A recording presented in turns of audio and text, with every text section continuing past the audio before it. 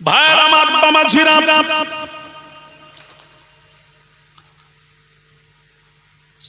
রাসূল যখন কোন কথা বলতেন সাহাবীরা বুঝতে না পারলে বলতেন রাঈনা ইয়া রাসূলুল্লাহ, রাঈনা ইয়া রাসূলুল্লাহ। দ্বিতীয়বার বলার জন্য নবীকে সাহাবীরা অনুরোধ জানাতেন রাঈনা ইয়া রাসূলুল্লাহ, এই শব্দ দিয়ে বলতেন রাঈনা ইয়া রাসূলুল্লাহ। কাফের মুনাফিকরা রাসূলের দরবারে গিয়ে তারাও বলতে লাগলো রাঈনা ইয়া রাসূলুল্লাহ। আসলে তারা রাঈনা তাদের ভাষায় গাল, আল্লাহকে বুঝতে দেরি হওয়ার কথা নয়। ইন্নাল্লাহা আলিমুম বিযাতিস সুদূর, আল্লাহ অন্তর্যামী, বুঝতে পেরে সঙ্গে সঙ্গেই ওহী নাযিল করলেন ইয়া আইয়ুহাল্লাযীনা আমানু, হে বিশ্বাসীরা, এই নবীর সাহাবীরা যারা নবীকে বিশ্বাস করেছো, আদব করো, নবীকে ভালোবাসো, তোমরা লা তাকুলু রাঈনা, আজ থেকে তোমরা রাঈনা বলবে না, বলবে না। সাহাবীরা আরজ করলেন ইয়া রাসূলুল্লাহ, কেন বলবো, ইয়া আল্লাহ কেন বলবো না? আল্লাহ বললেন কাফেররা রাঈনা তাদের ভাষায় গাল, তারা গাল দেয়, তারা এসে সুযোগ নেয় গাল দেয়, রাঈনা বলবে না। সাহাবীরা আরজ করলেন আল্লাহ গো, আমাদের উদ্দেশ্য ভালো, আমাদের উদ্দেশ্য, আমরা ভালো উদ্দেশ্য নিয়ে রাঈনা ইয়া রাসূলুল্লাহ বলি, আমাদের উদ্দেশ্য ভালো। আল্লাহ বললেন ভালো হলেও তারপরও এটা বলা যাবে না, ওটা তারা গাল দেয়, তাদের ভাষায় গাল। আল্লাহ বললেন রাঈনা শব্দটাই আমি আল্লাহ তুলে দিলাম, ওটা আর বলবে না। তাহলে আল্লাহ কোনো কিছু বুঝতে না পারলে কিভাবে রাসূলকে বলবো? তখন আল্লাহ শিখিয়ে দিলেন ওয়াকুলু উনজুরনা ওয়াসমাউ, উনজুরনা ইয়া রাসূলুল্লাহ, কৃপা দৃষ্টি দিন ইয়া রাসূলুল্লাহ, এই কথা বলো, রাঈনা বলবে না, বলবে না, বলবে না। আমার নবীর ইজ্জতে আল্লাহ আঁচড় আসতে দেননি, এতটুকু আঁচড় আসতে দেননি। আল্লাহ নবীকে এত ভালোবাসেন। সেই নবী হলেন বাবাজি, কোন নবী বাবা, কোন নবী বাবা? সেই নবীর মৃত্যু, মরে গেছেন, বলবেন না, বলবেন না। নবী খতম হয়ে গেছেন, শেষ হয়ে গেছেন, বলবেন না, বলবেন না। ভাইরা আমার বাবাজিরা, কোন নবী গো, কোন নবী গো বাবাজি, কোন নবী? ভাইরা আমার বাবাজিরা ও সোনার যুবকেরা, আল্লাহ তাআলা আজরাইলকে পাঠাচ্ছেন, ওরে আজরাইল যাও আমার হাবিবের কাছে, যাও রে আজরাইল, আমার হাবিবের কাছে যাও, গিয়ে বলো আজরাইল, তাকে গিয়ে বলো, তার কাছে যাও, বেয়াদবি করবে না। আল্লাহ শেখাচ্ছেন ফেরেশতারে বেয়াদবি করবে না। আল্লাহ বলেন আজরাইল তুমি যার কাছে যাচ্ছ তিনি হলেন তোমারও নবী, ফেরেশতাদেরও নবী, নবীদেরও নবী, রাসূলদেরও রাসূল, মুহাম্মাদুর রাসূলুল্লাহ, মুহাম্মদ হলো আমি আল্লাহ আমারও রাসূল। বেয়াদবি যেন না হয়, বেয়াদবি না হয়। যাও, আজরাইলকে শেখাচ্ছে আদব। আজরাইল এলেন, হাজির হয়ে দেখলেন হুজরা মুবারাকে বন্ধ, দরজা বন্ধ, ভেতর থেকে হুজরা মুবারাকের দরজা বন্ধ। আল্লাহর নবী অসুস্থ, ফাতিমা গড়াগড়ি দিয়ে কান্নাকাটি করছিলেন। আজরাইল বাহিরে দাঁড়িয়ে অনুমতি চাচ্ছেন, ইয়া রাসূলুল্লাহ, ইয়া হাবিবাল্লাহ, হুজুর আমি আজরাইল এসেছি, ভেতরে প্রবেশের অনুমতি দিন, অনুমতি দিন, অনুমতি দিন, অনুমতি দিন, ভেতরে প্রবেশের অনুমতি দিন, আমি আজরাইল এসেছি। ভাইরা আমার বাবাজিরা, মা বোনেরা, এমন সময় নবীজি বললেন ফাতিমা রে পর্দা করো, আজরাইল আসছেন, পর্দা করো। ফাতিমা পর্দা করলেন। নবীজি আজরাইলকে ভেতরে প্রবেশের অনুমতি দিয়েছিলেন, অনুমতি দিয়েছিলেন। অনুমতি পেয়ে যখন ভেতরে প্রবেশ করলেন, প্রবেশ করে নবীকে সালাম দিয়ে বলেছিলেন, সালাম দিয়ে দুইটি কথা বলেছিলেন, সালাম দিয়ে দুইটি কথা বলেছিলেন। কয়টি কথা? কয়টি কথা? আরো জোরে, কি কি?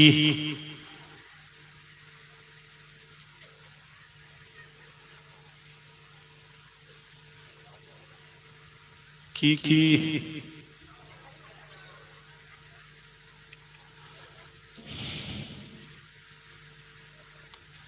ছাত্ররা অনেক বাকি আছে, এখানে আমাকে আসতে হবে মাঝে মাঝে, দেখছি। আরে জানবেন না কেন? আলেম ওলামারা আসে না আপনাদের কাছে? বলে যান।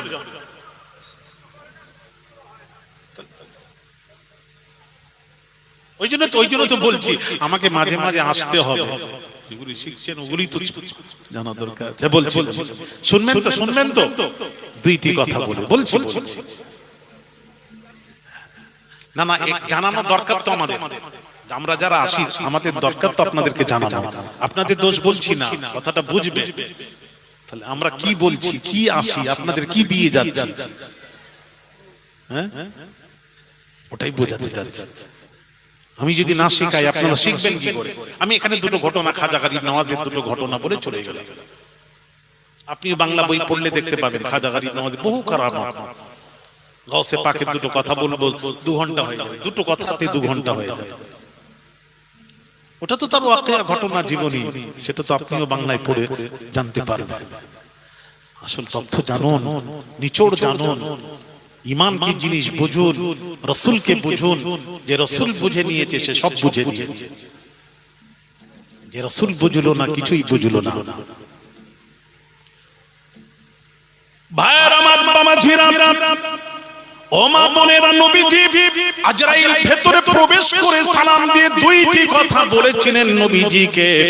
দুইটি কথা, ও মা বোনেরা শুনবেন, যুবকেরা, মা বোনেরা, দুইটি কথা হলো ইয়া রাসূলুল্লাহ ইয়া হাবিবাল্লাহ হুজুর, ইয়া রাসূলুল্লাহ ইয়া হাবিবাল্লাহ হুজুর, আমি আজরাইল জীবনে কাউকে সালাম দিইনি, এই জীবনের প্রথম আপনাকে সালাম দিলাম।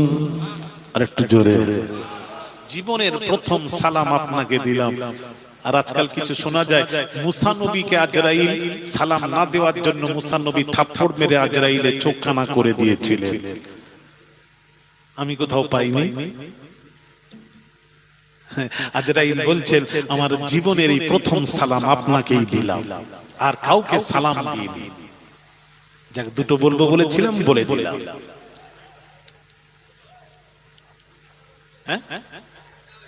একটা হলো, কটা হলো? কাউকে সালাম। 2 নম্বর, ইয়া রাসূলুল্লাহ ইয়া হাবিবাল্লাহ হুজুর, আমি আদম নবী থেকে নিয়ে ঈসা পর্যন্ত যে নবীর কাছে গেছি, সমস্ত নবী পয়গম্বরদের কাছে ডাইরেক্ট গেছি, অনুমতি নিইনি। আজকের প্রথম, জীবনের প্রথম আপনার কাছে অনুমতি হলো। জোরে বলুন সুবহানাল্লাহ। এই দুইটি কাজ আমার জীবনের প্রথম করলাম। আল্লাহ আমাকে অনুমতি দিয়ে রেখেছে, কিন্তু আপনার ব্যাপারে আল্লাহ বললেন সব নবী আর মুহাম্মদ নবী এক নয়, আলাদা। তেল শেষ হয়ে গেছে, তেল দেব বলেছিলাম তবুও শুনছে না। আমরা চাঁদাই দিই, পরিষ্কার কথা। আবার বন্ধ করে দিল, কি করছে বলেন না? ডিস্টার্ব করবেন নি, ওটাই চালু থাক না, 2 ঘন্টা চলবে, অসুবিধা কোথায়? তেল পড়ুক, তেল তো বলেছি আমরা দিয়ে দেব, এখান থেকে আমি আদায় করে দেব। একটু মুহাব্বতে দরুদ শরীফ, আল্লাহুম্মা সাল্লি আলা মাওলানা মুহাম্মদ ওয়া আলা আলিহি।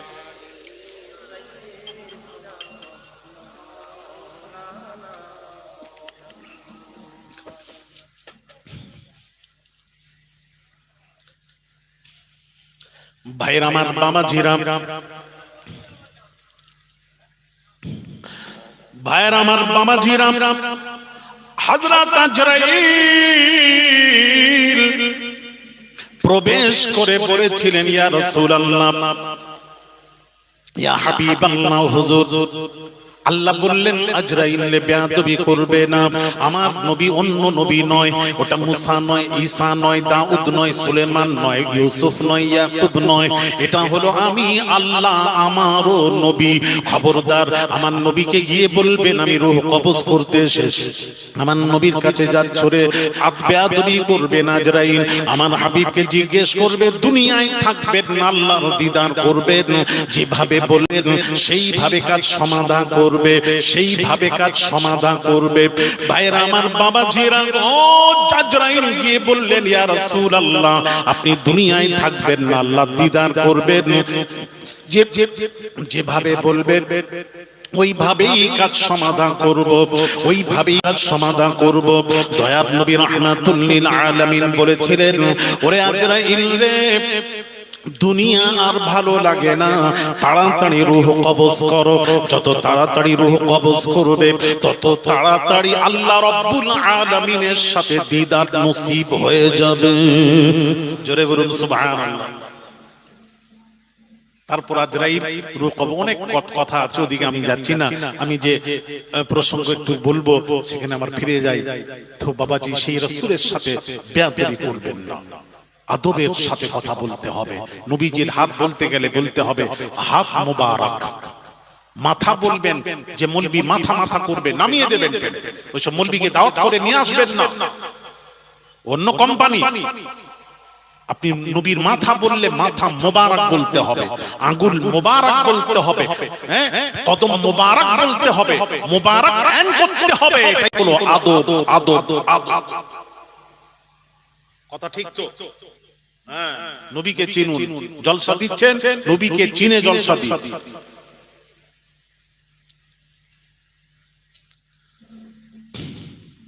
সেই রাসূল সম্পর্কে কি তোমরা বলছো, বলে যাচ্ছ?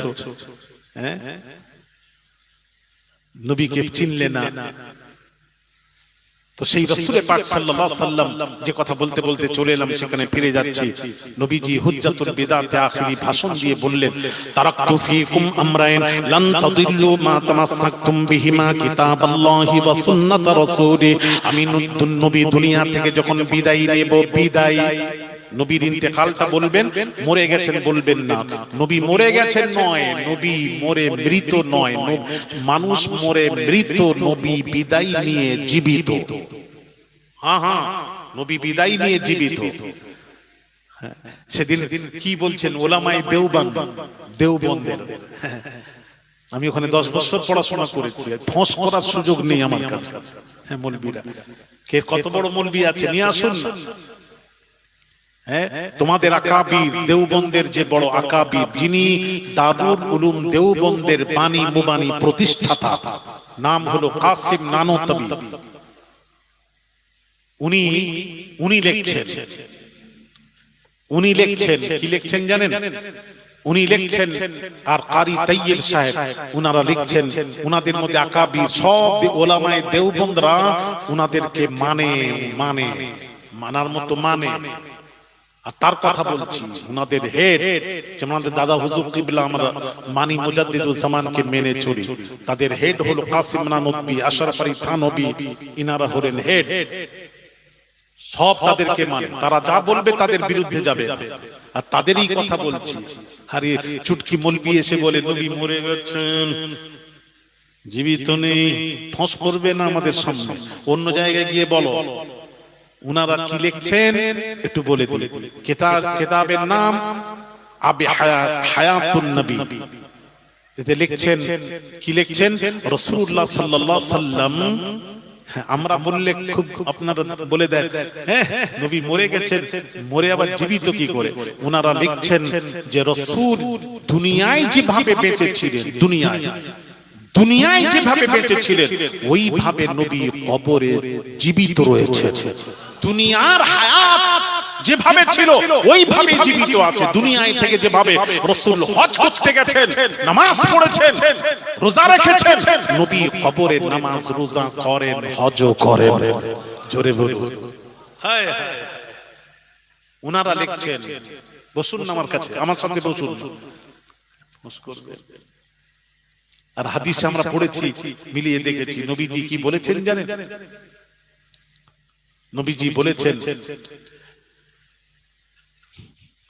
আল্লাহর নবী, দয়ার নবী, রাহমাতুল লিল আলামিন হুজুর ইরশাদ করেন।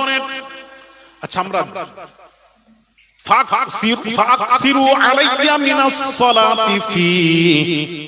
হাদিসটি হলো বাবাজি কোথাকারের? হাদিসটি হলো আবু দাউদ শরীফ, নাসাই, ইবনে মাজাহ, সিয়াসিত্তার হাদিস। আল্লাহর নবী বলেন ফাকসিরু আলাইয়া মিনাস সালাতি ফি, আল্লাহর নবী বলেন তোমরা জুমার দিন আমি রাসূলুল্লাহর উপর বেশি বেশি দরুদ শরীফ পাঠ করো, দরুদ ও সালাম পাঠ করো। জুমার দিন শ্রেষ্ঠ আমল হলো নবীজির উপর দরুদ ও সালাম পাঠ করা। আমি দেখেছি জুমার দিন আপনাদের সব জায়গায় আমি দেখেছি জুমার দিন মসজিদে গিয়ে নামাজিরা সামনের কাতারে বসে উরি বাপরে একদম কোরআন শরীফ খুলে কোরআন শরীফ পড়তে আরম্ভ করলো। দেখেছি এরা বোঝে না। আমি অনুরোধ করে যাচ্ছি আজকে নবীজির একটা হাদিস আমাকে দেখাবে, রাসূল বলেছেন জুমার দিন বেশি বেশি কোরআন তেলাওয়াত করো। জুমার দিন সম্পর্কে নবীর একটা হাদিস দেখাতে পারবে?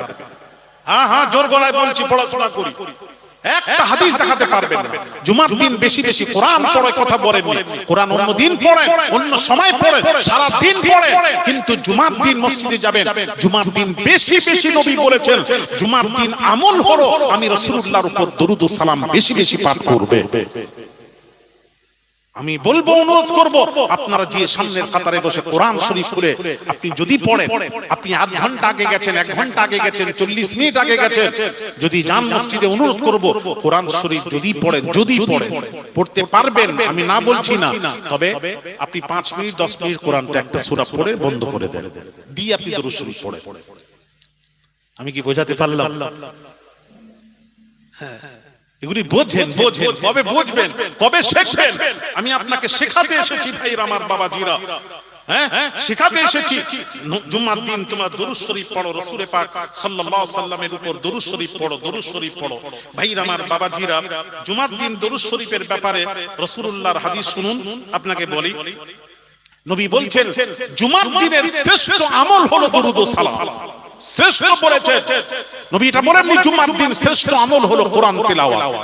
আমি বলে যাচ্ছি, রেকর্ডিং হচ্ছে, যদি কোনো মৌলবী দেখাতে পারে জুমার দিন নবী বলেছেন শ্রেষ্ঠ আমল হলো কোরআন তেলাওয়াত, সেদিন আমাকে দেখাবেন। আমি আপনাদের মজলিসে, বিভিন্ন মজলিসে গিয়ে আমি কান ধরে বলবো আমার ভুল হয়ে গেছে, আমাকে ক্ষমা করবেন, ওটাই সঠিক। তবে দলিল দিয়ে আমাকে বোঝাতে হবে। নবী যেই বললেন, হাদিস বলছি পড়েছো, আবু দাউদ, নাসাই, ইবনে মাজাহ, দারিমি, বাইহাকি, সমস্ত হাদিস শরীফ। নবীজি বলছেন ফাকসিরু আলাইয়া, হাদিসটা শুনুন, ফাকসিরু আলাইয়া বিনাস সালাতি ফিহি, জুমার দিন আমি নবীর উপর বেশি বেশি, তোমাদের আমল হলো বেশি বেশি দরুদ ও সালাম পাঠ করবে। তার কারণ ফাইন্নাস সালাতাকুম মা'রুদাতুন আলাইয়া, নবীজি বলছেন তোমাদের দরুদ ও সালাম আমি রাসূলুল্লাহর কাছে পৌঁছানো হয়, আমার কাছে পৌঁছানো হয় তোমাদের দরুদ ও সালাম, বেশি বেশি দরুদ ও সালাম পাঠ করবে। আজ থেকে বলছি খবরদার, আমল করবেন, আওলাদে রাসূল বলে যাচ্ছি, যদি মানেন তাহলে আমল করবেন, আর যদি না মানেন আপনারা জিদের উপর থাকেন, ওই যা পারেন করেন, দরুদ শরীফ পড়বেন।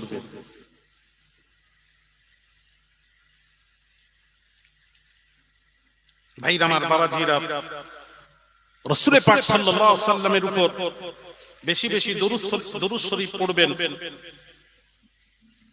কারণ নবী বলছেন তোমাদের দরুদ ও সালাম আমি রাসূলুল্লাহর কাছে পৌঁছানো হয়।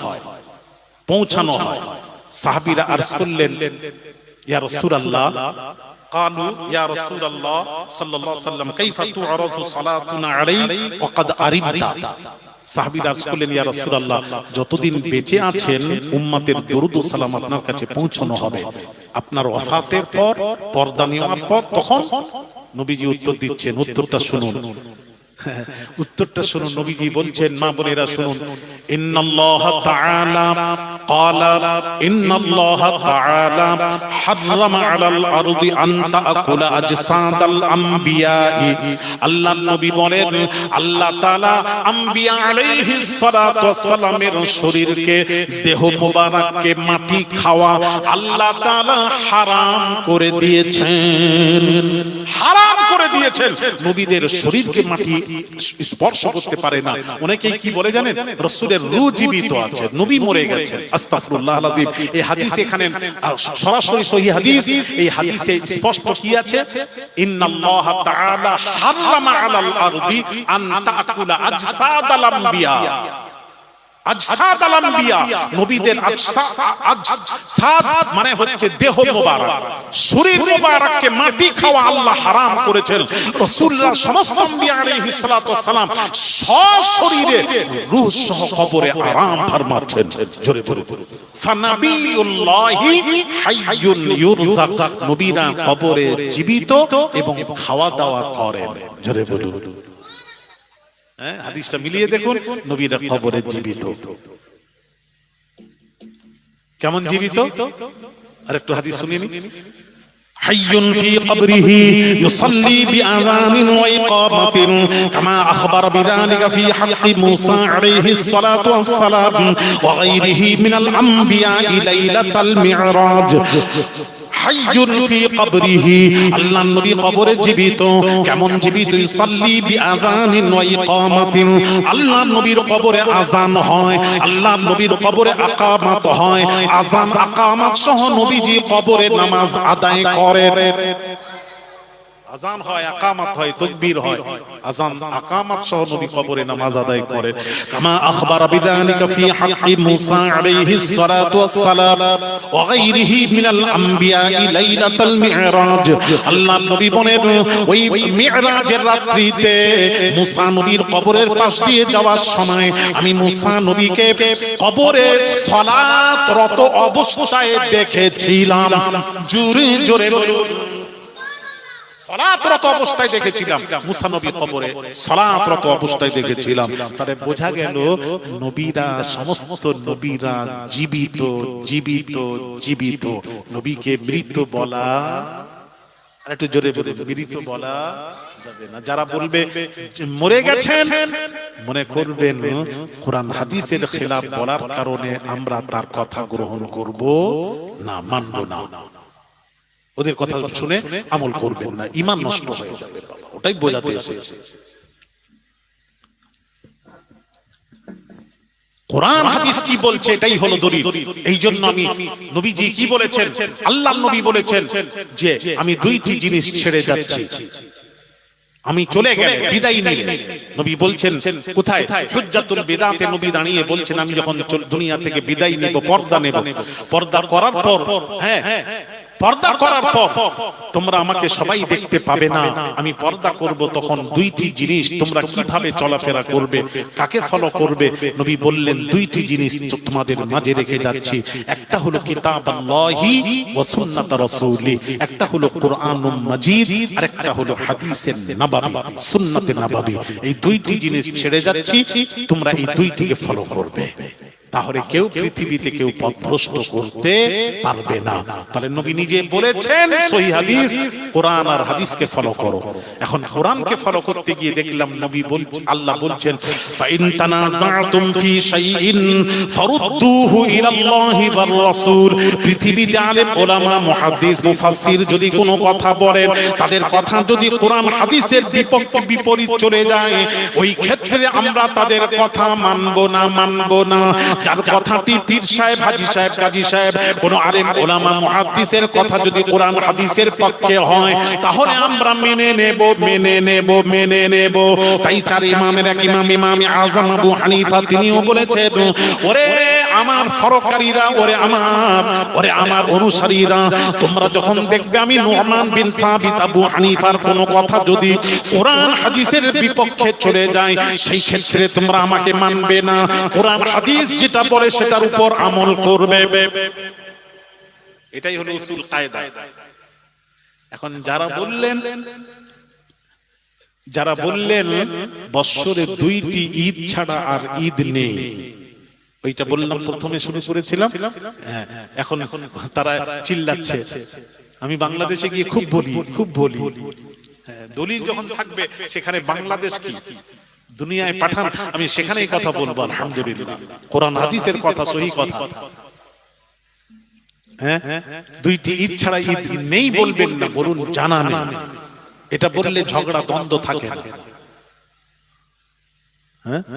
একজন কি করছে জানেন, ওই আগে জ্বালা থাকতো, জ্বালায় পানি রাখা হতো, জ্বালা বোঝেন, মাটির বড় বড় জ্বালা, কি বলেন আপনারা, কি কলসি খুব বড় বড় হয়, যার বড় বড় ড্রামে, যেমন ড্রাম হয় এখন ড্রাম আছে, তখন ওই ড্রামের মতো জ্বালা হতো, জ্বালা মাটির। আরে কথা বলেন না মুরব্বীরা, কথা বলছেন না। মাটির জ্বালা, পানি থাকতো। ওই বাড়িওয়ালা বলছে ওই জালার ভেতরে, বড় জালা তো ড্রামের মতন, জালার ভেতরে বাবা লোটাটা পড়ে গেছে, তুলে নিয়ে আয়। এবার যাকে বলেছে সে গিয়ে বলছে, বুড়িমা, ও বুড়িমা, তোমার জালা তলাই নেই। কি বললো? জালা তলা নেই। কথাটা ঠিক বললো তো? কথাটা ওটা বললে কেন? তলা নেই বলছো কেন? তলা তো আছে, তুমি বলো না।